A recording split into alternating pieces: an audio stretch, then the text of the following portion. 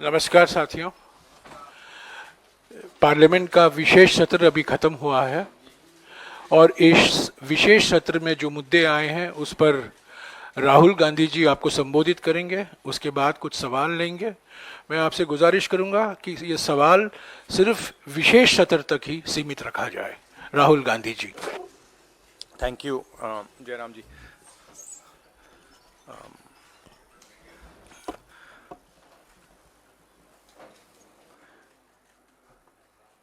कुछ दिन पहले पार्लियामेंट का स्पेशल सेशन अनाउंस हुआ और काफ़ी फैनफेयर से पुरानी पार्लियामेंट बिल्डिंग से नई पार्लियामेंट बिल्डिंग में ट्रांजिशन हुआ। वो अच्छी बात है और मेन फोकस स्पेशल सेशन का, पहले तो मालूम नहीं था ये स्पेशल सेशन क्यों हो रहा है, स्पेक्यूलेशन काफ़ी हुआ और फिर पता लगा कि इसका मेन फोकस महिला आरक्षण है। उसके बाद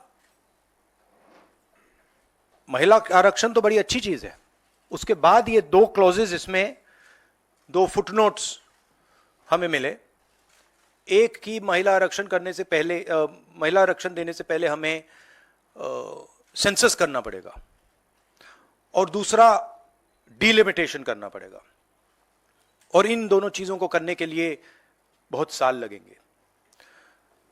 सच्चाई यह है कि महिला आरक्षण को आज किया जा सकता है।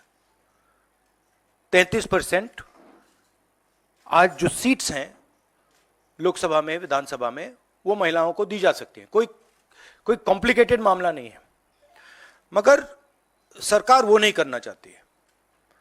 सरकार ने ये देश के सामने रख दिया है, मगर रियलिटी ये है कि ये इंप्लीमेंट आज से 10 साल बाद होगा। ये भी नहीं मालूम कि होगा या नहीं होगा। तो एक प्रकार से ये डिस्ट्रैक्शन टैक्टिक है, डाइवर्जन टैक्टिक है। डाइवर्जन किस चीज से हो रहा है? डाइवर्जन ओबीसी सेंसस से हो रहा है। मैंने पार्लियामेंट में सिर्फ एक इंस्टीट्यूशन के बारे में बात की, वो जो हिंदुस्तान की सरकार का सेंटर है, कोर है, जो हिंदुस्तान की सरकार को चलाता है, कैबिनेट सेक्रेटरी एंड सेक्रेटरीज। और उसमें मैंने एक छोटा सा सवाल पूछा। प्रधानमंत्री कहते हैं कि वो ओबीसी के लिए बहुत काम कर रहे हैं। अगर प्रधानमंत्री इतना काम कर रहे हैं तो 90 लोगों में से सिर्फ 3 लोग ओबीसी कम्युनिटी से क्यों हैं? पहला सवाल। दूसरा सवाल, मैंने यही एनालिसिस बजट को देख के की कि भैया पूरा हिंदुस्तान का बजट क्या है और ये जो ओबीसी ऑफिसर्स हैं ये इस बजट में से कितना कंट्रोल कर रहे हैं और क्या कंट्रोल कर रहे हैं। आदिवासी क्या कंट्रोल कर रहे हैं, दलित क्या कंट्रोल कर रहे हैं। ओबीसी हिंदुस्तान के 5% बजट को कंट्रोल कर रहा है, ओबीसी ऑफिसर्स। तो मुझे बात समझ नहीं आ रही है। प्रधानमंत्री हर रोज ओबीसी की बात करते हैं, ओबीसी प्राइड की बात करते हैं, मगर ओबीसी के लिए किया क्या? अब जब मैंने ये बात बोली, उनका रिस्पॉन्स बड़ा इंटरेस्टिंग है। वो कहते हैं कि लोकसभा में हमारा रिप्रेजेंटेशन है। लोकसभा में रिप्रेजेंटेशन का क्या लेना देना है? मैं कह रहा हूं कि बजट डिसीजन जो लेते हैं, जो बजट को ऑफिसर्स हैं, जो बजट को कंट्रोल करते हैं, 5% ओबीसी निर्णय ले रहे हैं। और मैंने सिर्फ यह सवाल पूछा, क्या हिंदुस्तान में ओबीसी की आबादी 5% है? यह मैं जानना चाहता हूं। अगर 5% है तो फिर वो ठीक है, उसको मैं एक्सेप्ट करने के लिए तैयार हूं। मगर अगर वो 5% से ज्यादा है तो मुझे यह पता लगाना है, और एक बार मैं मन बना लेता हूं, मैं छोड़ता नहीं हूं, मुझे यह पता लगाना है ये ओबीसी हिंदुस्तान में कितने हैं और जितने हैं उतनी भागीदारी इनको मिलनी चाहिए। अब आप किसी लोकसभा में किसी भी एमपी से पूछ लीजिए, लोकसभा को टेंपल ऑफ डेमोक्रेसी कहा जाता है।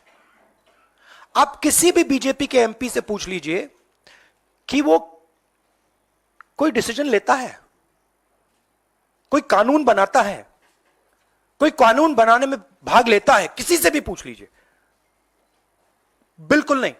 ना कांग्रेस का एमपी इस लोकसभा में, ना बीजेपी का एमपी, ना कोई और इंडिया का एमपी कोई डिसीजन लेता है। मतलब एमपीज को जैसे मंदिर में मूर्ति होती है वैसे मूर्तियां बना रखी हैं और ओबीसी की वहां पे मूर्तियां भर रखी हैं, मगर पावर बिल्कुल नहीं है, देश को चलाने में कोई भागीदारी नहीं है। यह सवाल मैंने उठाया है कि क्या, और हर ओबीसी युवा को यह समझना है कि क्या आपको इस देश को चलाने में भागीदारी मिलनी चाहिए, हां या ना। अगर मिलनी चाहिए तो क्या आपकी आबादी 5% है, हां या ना, यह सवाल है। और डिस्ट्रैक्शन इस बात से हो रहा है, बीजेपी को ये जो 2 पॉइंट्स हैं, महिला आरक्षण वाले, डिलिमिटेशन और सेंसस, इनको हटा देना चाहिए और एकदम महिलाओं को जो इज्जत मिलनी चाहिए, जो रिस्पेक्ट मिलनी चाहिए, जो भागीदारी होनी चाहिए, उनको एकदम वो कर दें। और कास्ट सेंसस का जो हमने डेटा निकाला था उसको पब्लिक कर दें, तो सारे हिंदुस्तान के ओबीसी युवाओं को पता लग जाए वो हैं कितने, और नया सेंसस कास्ट बेसिस पे करें। Thank you. और प्रधानमंत्री को अपने अगले भाषण में यह कहना है, यह समझाना है देश को कि हिंदुस्तान के सबसे जरूरी 90 अफसर जो हैं उनमें से सिर्फ 3 ओबीसी क्यों हैं। यह मेन सवाल है, और मैंने दलितों और आदिवासियों की बात ही नहीं की अभी। राहुल जी, बहुत सेंसिटिव मुद्दा है ये रिजर्वेशन, आज से नहीं जब से ये अस्तित्व में आया। आपने पेंडोरा बॉक्स एक तरह से उसको टच कर दिया।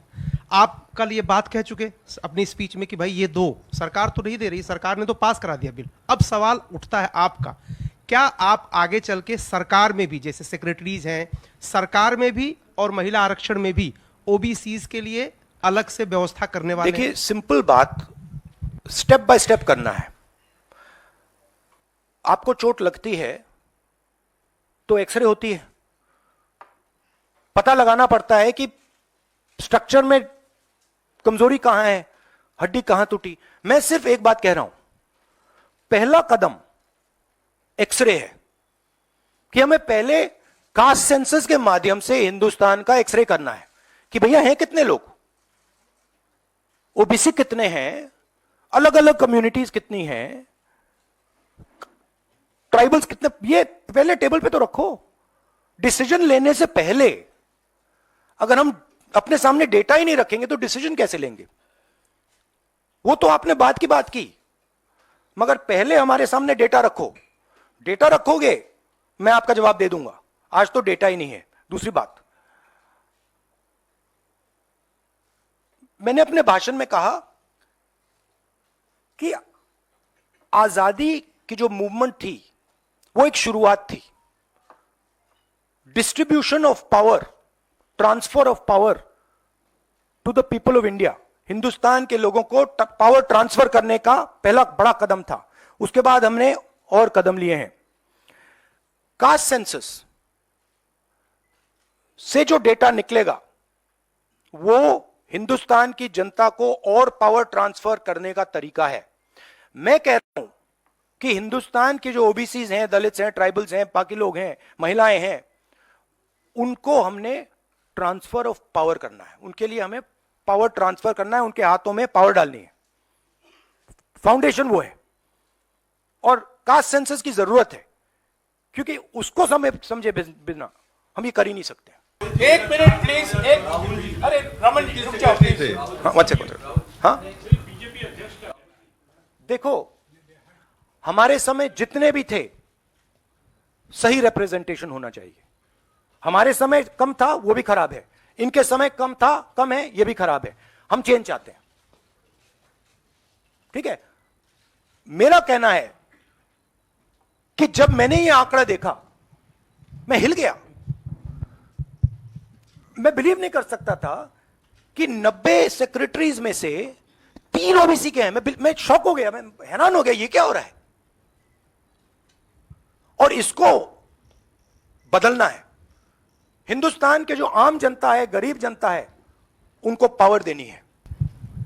राहुल, क्योंकि स्पेशल सेशन की बात हो रही है, बहुत शॉकिंग एक वीडियो जो वायरल हो रहा है, उसमें रमेश बिदूरी साहब फ्लोर ऑफ द हाउस में एक स्पीच दे रहे हैं जिसमें वो दानिश अली साहब को ऑन रिकॉर्ड, मतलब माइक पे आतंकवादी कहते हैं, मुल्ला कहते हैं और कई शब्दों का इस्तेमाल करते हैं जिनका हम प्रयोग नहीं कर सकते। तो इस तरह का व्यवहार जब संसद के भीतर हो रहा है, किस तरह से आप इसको देखते हैं? देखिए, वो और पार्लियामेंट का इशू है, उसमें मैं ये स्पीकर की जिम्मेदारी है और ये पार्लियामेंट्री प्रोसेस चलता है, इस पे मैं यहाँ पे कमेंट नहीं कर सकता हूँ। बट मैं कंप्लीट नहीं हुआ, कंप्लीट नहीं हुआ।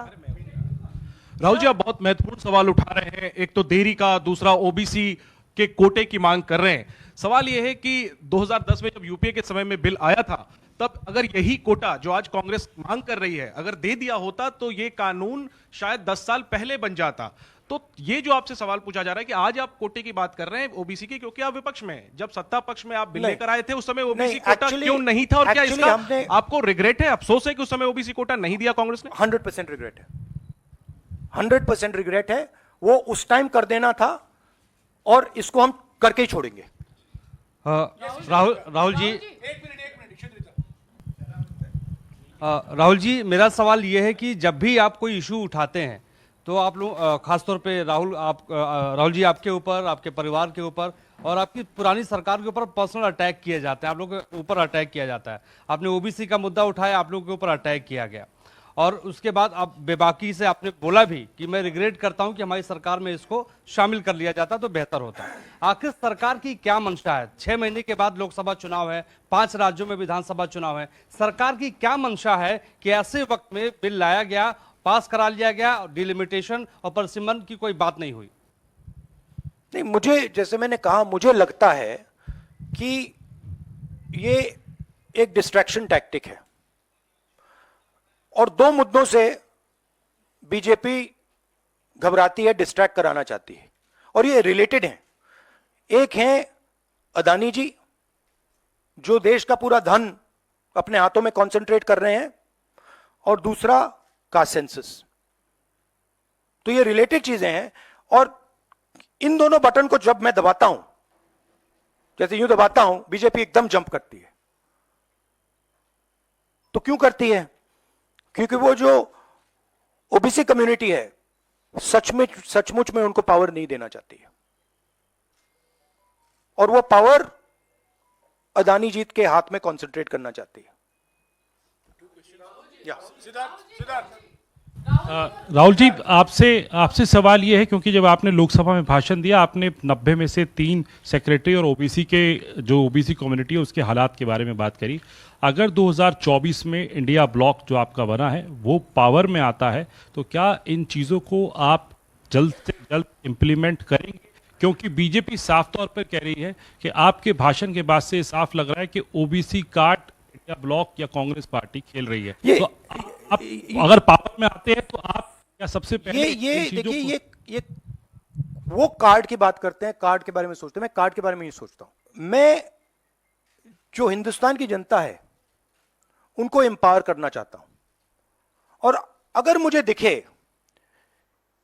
कि ओबीसी कम्युनिटी जो है, जो बहुत बड़ी कम्युनिटी है, किसी को नहीं मालूम कितने लोग हैं, बट लोग कहते हैं 50% तक हो सकते हैं। जब मुझे दिखता है कि एक कम्युनिटी है जिसमें हिंदुस्तान की 50% आबादी है और गवर्नमेंट ऑफ इंडिया के सेक्रेटरीज में 3 लोग हैं, 90 में से 3, और वो 5% बजट को कंट्रोल करते हैं, तो मुझे गुस्सा आता है, इरिटेशन होती है। इस देश में हो क्या रहा है?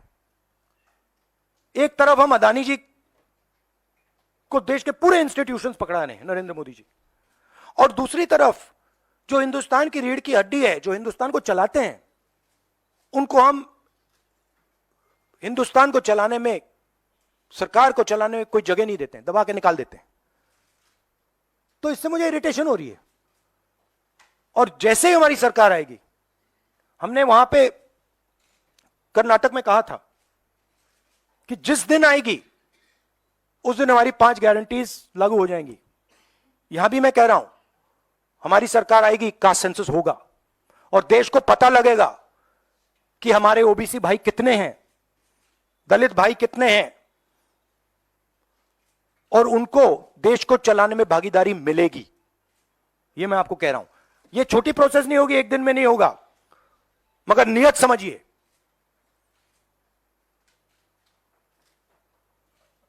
आप, नरेंद्र मोदी जी कहते हैं, अमित शाह जी ने कहा कि हमने ओबीसी को विधानसभा में, लोकसभा में डाला है। आप मुझे बता दीजिए कानून बनाने में, बजट में उनकी क्या भागीदारी है। पहले 50-60 साल पहले डिबेट्स होती थी, एमपीज का रोल होता था, एमपी कानून बनाते थे। हमारी पार्टी में भी एमपीज को हम रोल देते हैं, उनसे बातचीत करते हैं, नारेगा में इन्वॉल्व करते हैं। आप किसी भी बीजेपी के एमपी से पूछ लीजिए, विधानसभा में किसी भी स्टेट में पूछ लीजिए, सरकार चलाने में उनकी क्या भागीदारी है। जवाब देंगे हमारा कोई रोल नहीं है। ये जो मैंने मूर्ति की एनालॉजी आपको दी है, ये बीजेपी के एमपी ने मुझे लोकसभा, पुरानी बिल्डिंग में लोकसभा के बाहर बुलाया कि हमें यहां पे बैठा रखा है, हमारा फायदा उठा रहे हैं, हमारी कोई भागीदारी नहीं है सरकार को चलाने में। Thank you.